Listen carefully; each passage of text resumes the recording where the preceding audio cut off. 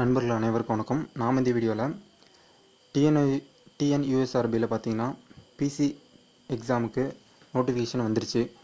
So இப்போ அதை தாண்டி அடுத்த கொஷின் என்ன வருது பார்த்தீங்கன்னா, தாலுக் எஸ்ஐக்கு நோட்டிஃபிகேஷன் எப்போ வரும்? ஸோ நம்மளோட எதிர்பார்ப்பு நோட்டிஃபிகேஷன் தாலுக் எஸ்ஐ.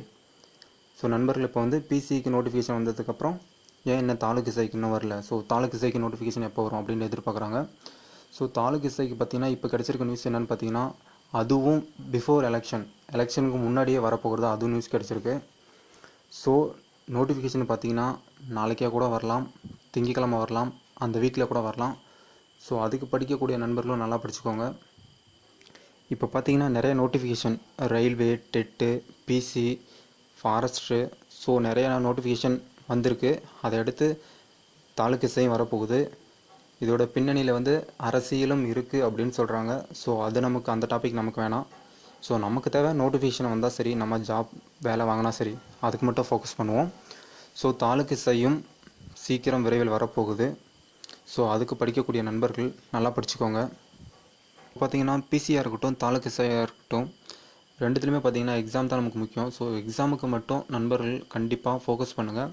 ஃபிசிக்கல் அப்புறம் பார்த்துக்கலாம்.